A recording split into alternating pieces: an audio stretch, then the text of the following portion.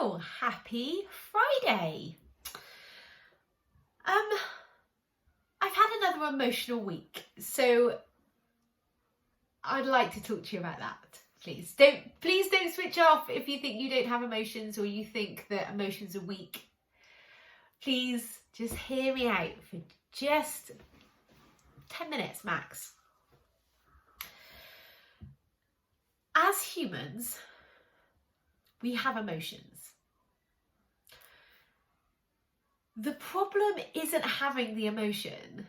The problem is how we react from that emotion when we're feeling it. What we do to try and get rid of it, to try and avoid it, or just generally allowing it to manage us. So I speak to all of my clients, without exception. They don't want to feel some sort of emotion, whether it's anxiety, disappointment, fear, nerves. We live in a society where we think we should be happy all of the time. We think we should always be positive. So when we experience a negative emotion, we think something's gone wrong. But nothing's gone wrong when we experience negativity. All that's happening in that moment is that our brain is giving us thoughts that create the emotion. So anxiety, for example, your brain produces thoughts that creates anxiety. Your brain produces thoughts that create disappointment or embarrassment or fear or shame or guilt. Nothing's gone wrong in that moment.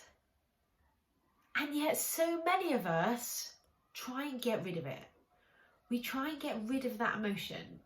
And the biggest things we do to try and avoid those emotions are things like overeating, over drinking, over Facebooking, overspending, over social media.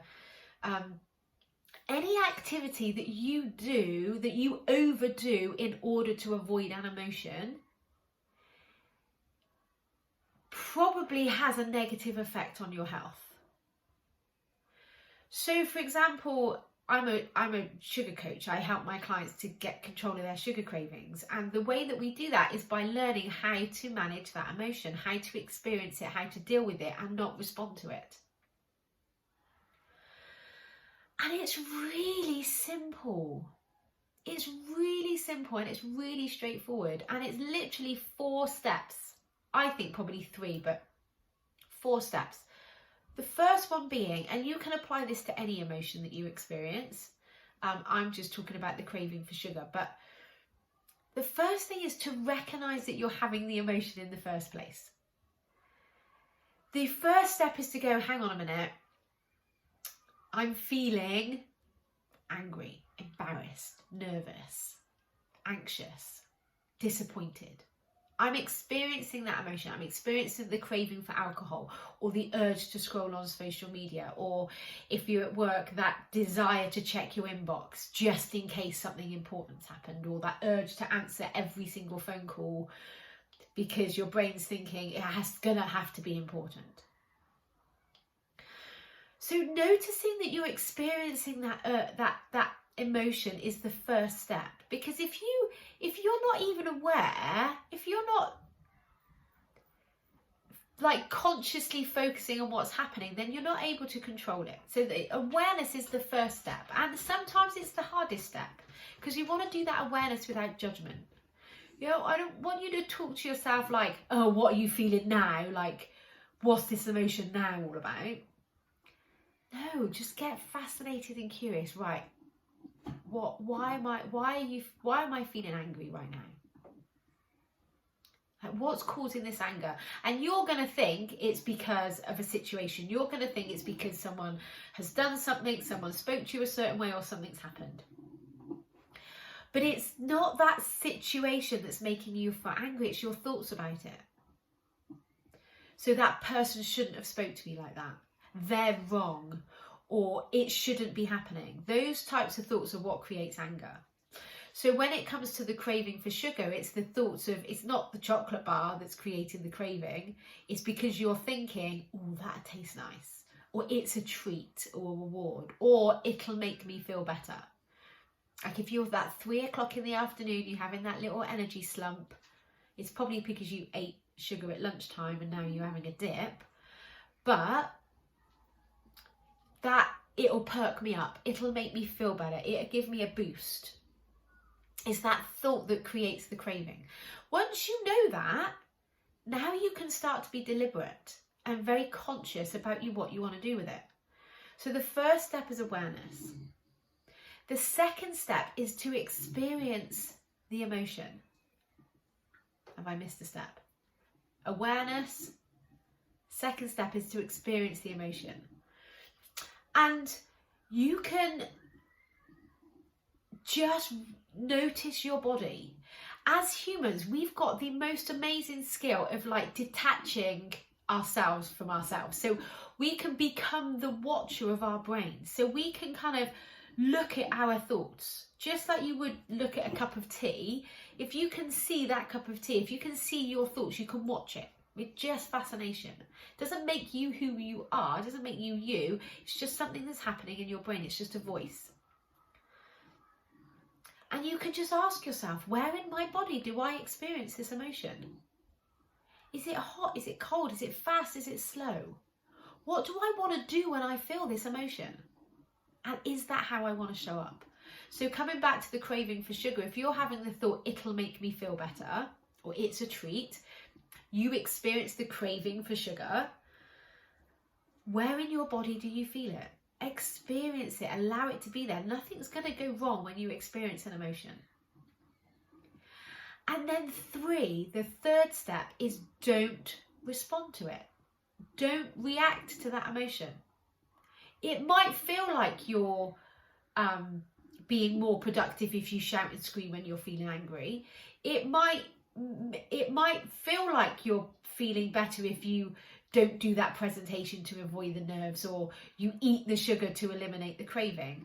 But all that's happening then is you're just allowing that emotion to manage you, rather than consciously and deliberately thinking, hang on a minute, if I do that action, does that help me in my life over like long term?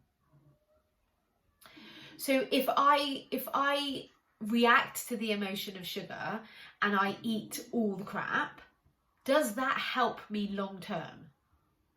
No, it's not going to make you feel better. It makes you feel 10 times worse. You feel sick, you feel tired, you feel bloated, irritable, and then you have a bit of a boost with the dopamine hit, and then an hour or 2 later you have this massive slump and you're on this huge roller coaster. So it's not helping you long term. But when you have that awareness and when you have that deliberate consciousness, then you get to decide. So let's go back to anger or anxiety. You can experience that emotion in your body without needing to avoid it or react to it.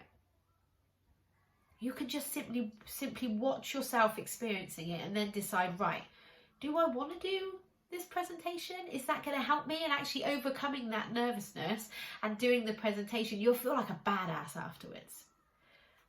If you're angry and you have that desire to respond to that anger by shouting and screaming, is that the type of person you want to show up as? Or actually, can you take a deep breath, witness that anger and just let it be there? And then very calmly and consciously and deliberately decide how you want to respond and how you want to show up. And then the 4th step is you just repeat the first 3 over and over again. Become aware of it. Notice the emotion. Don't respond to it. Repeat. So notice that thought, it's a treat. Notice where in your body you feel the urge for sugar.